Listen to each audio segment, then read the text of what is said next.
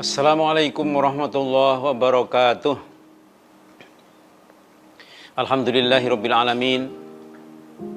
Wa bihi nasta'inhu ala umuri dunya waddin wala haula wala quwwata illa billahil aliyyil azim.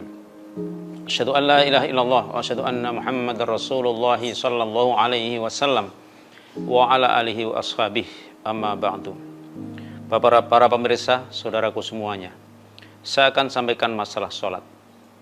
Sholat adalah merupakan kewajiban pokok bagi umat Islam. Sholat adalah masalah yang paling penting dalam ibadah, sangat penting dalam ibadah. Perhatikan saudaraku semuanya, 30 juz Al-Quran yang telah diturunkan Allah semua melalui malaikat Jibril. Kecuali satu bab sholat Allah panggil langsung kepada Nabi Muhammad SAW, langsung ke Sidratil Muntaha pada waktu Mi'raj. Tidak ada ayat yang langsung kepada Nabi Muhammad kecuali masalah sholat, karena saking pentingnya masalah ibadah sholat. Saudaraku semua, kita ketika sholat adalah menyembah kepada Allah. Diawali dengan suci dari badan, pakaian, tempat, dari hadas besar maupun hadas kecil. Kemudian berwudu. Ya, untuk itu orang yang sudah berwudu berarti sudah ada niat mau menghadap kepada Allah. Mau menghadap kepada Allah. Ingat bahwa sholat adalah aimaduddin. As-sholatu aimaduddin, tiangnya agama. Man hafidhoha faqad hafidhodinah. Orang yang menjaga sholat, agama yang lain akan terjaga. Ini masalah sholat, dan awalu ma yuhasabil abdu yaumil qiyamah. Awalnya hisaban di hari kiamat adalah sholat. Untuk itu sholat adalah masalah yang sangat penting bagi kita.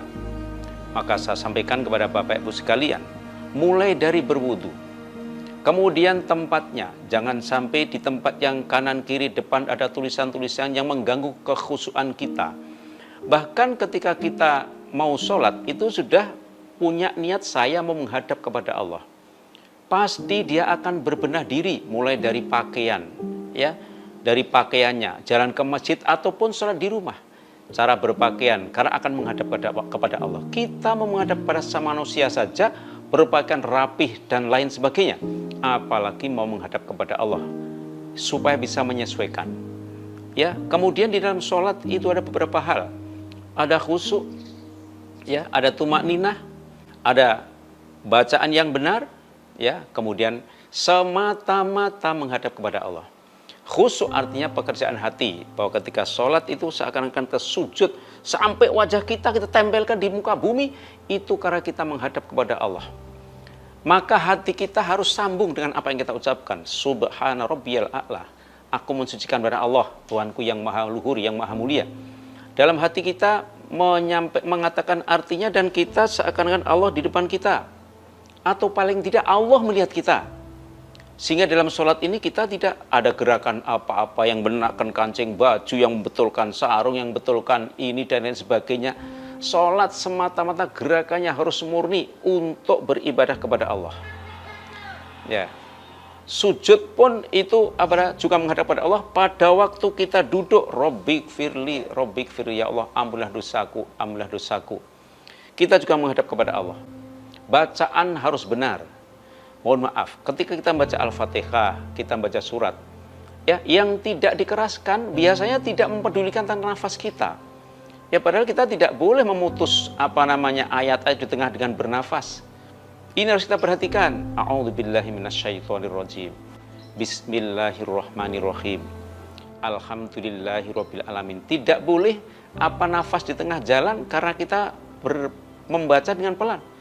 Ini harus kita perhatikan semuanya. Jadi ketika sholat ini harus kita perhatikan kekhusyuan kita, tumakninah kita tidak boleh dengan cepat. Ketika kita sudah 7 anggota menempel pada bumi, kita baru membaca. Badan kita sudah tenang, sudah diam, baru kita membaca.